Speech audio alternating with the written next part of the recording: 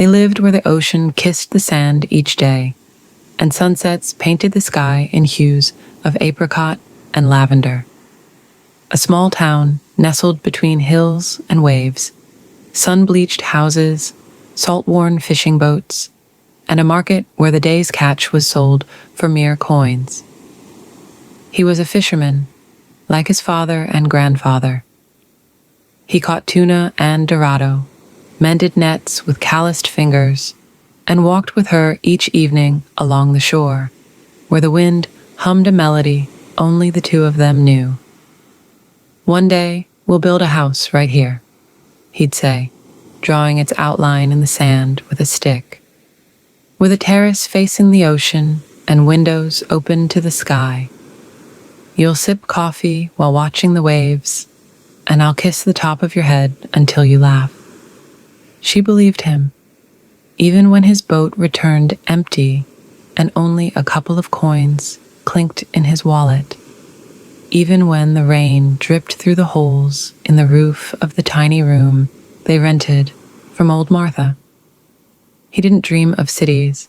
His soul belonged to the sea, endless, untamed.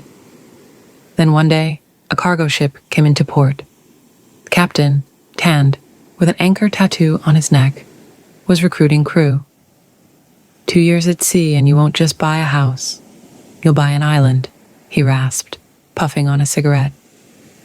She saw a fire in his eyes she hadn't seen before. He spoke of money, of loans, of how foolish it was to dream without capital.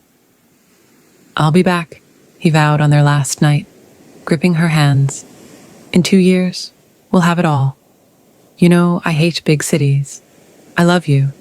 I love this place."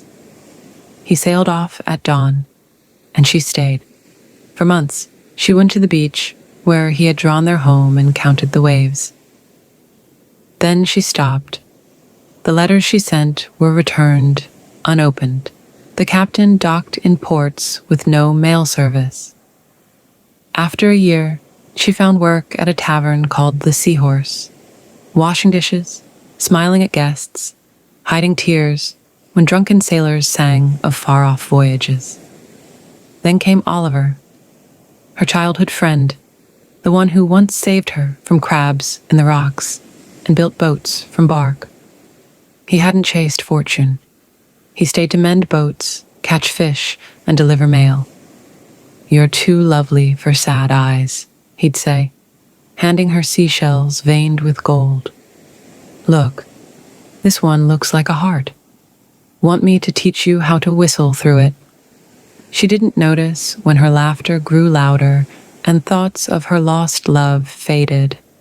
Oliver didn't promise oceanside mansions. He brought her warm bread in the mornings, patched her worn shoes, and listened quietly when she spoke of the past.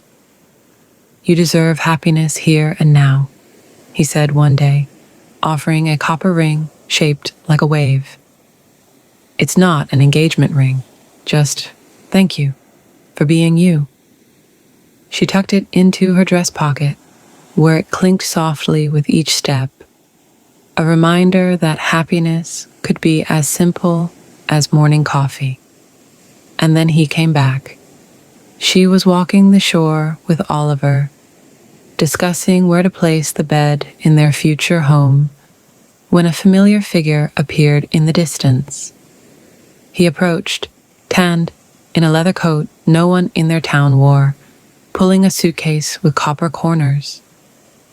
"Liza," he embraced her as if no time had passed. He smelled of expensive tobacco and someone else's life. "You won't believe it. I have everything, money, connections." He turned to Oliver, clapping him on the shoulder. "Thanks, brother, for looking after her. Now we can build the house we dreamed of." She stepped back, feeling the copper ring press into her palm. "You never wrote," she whispered. "The ocean isn't a postman." He laughed, pulling out a velvet box. "But now, I can give you this." A diamond sparkled cold and bright. Beside it, the copper ring felt like a toy. "Choose. whispered the ocean, crashing against the rocks. What would you do in Liza's place? Stay with someone who cherishes the small things, or return to a great love that once walked away? If this story touched your heart, leave a like to let it echo across the waves. And thank you for spending these minutes with me.